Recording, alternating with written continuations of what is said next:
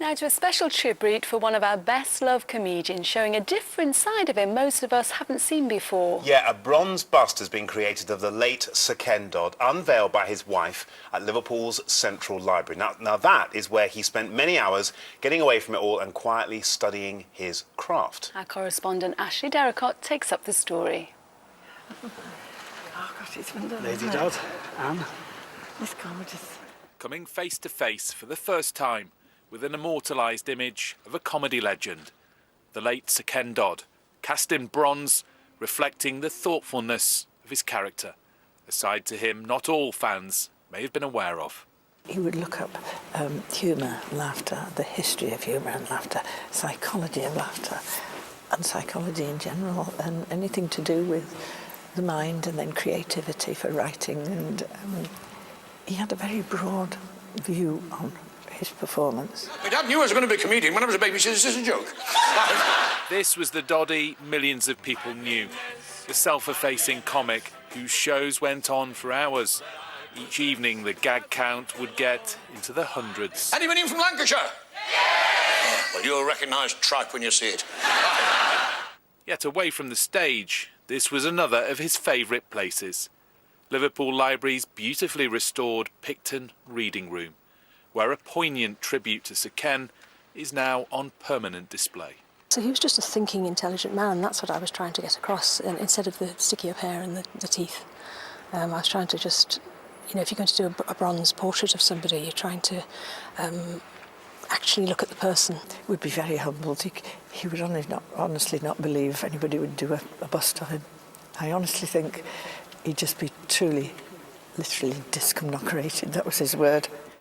Those who've worked here over the years remember him fondly. He loved the tranquility of this room, and it was actually a favourite place. And I think he enjoyed the fact that he could get away from that manic celebrity world, and that there was a place for him to sit and think. Yeah, he'd come in and we'd have a bit of a chat and a laugh sometimes, you know. He always had a ready quip. In fact, sometimes he'd be practising out his new material on us. I thank the Lord that I've been blessed. Sir Ken perfected the art of bringing joy into people's lives, something that took more than 70 years of study and devotion. Ashley Derricott, ITV News, at Liverpool's Central Library. Now, a new tribute has been unveiled to comedy legend Ken Dodd. A bronze bust has gone on display in his favourite place in his home city of Liverpool, a reading room of the Central Library. Great likeness, actually, isn't it? He was a regular visitor there, Ken. He's got loads of books at home as well. So it was a chosen place to house the sculpture of Sir Ken, which was commissioned by his wife, Lady Anne. Eleanor Moritz reports. Happiness, happiness. Remember Ken Dodd, and the first word that might spring to mind is happiness. But remember the man behind the tickling sticks and the jokes, and you might also take a moment to admire one of his other great qualities, thoughtfulness. And this was where he whiled away many hours, the library's Picton Reading Room in Liverpool, poring over books and researching the history of comedy.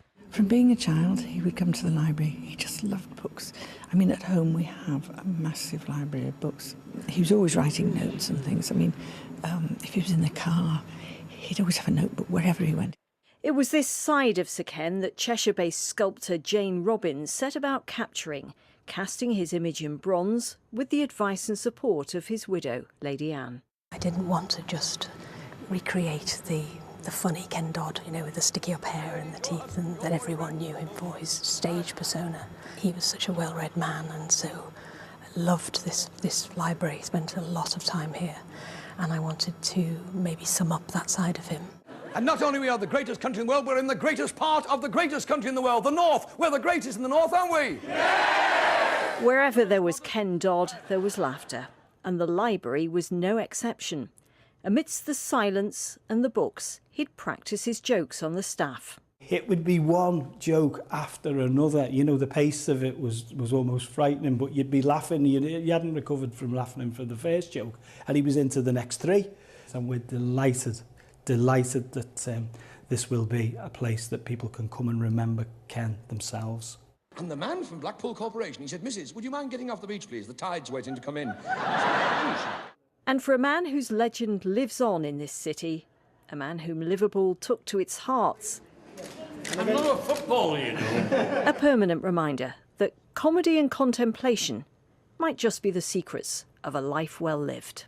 He'd be thrilled to bits, but I think he'd be very humbled to think anybody think there should be a statue of him here. Eleanor Moritz, BBC North West Tonight. It's really superb.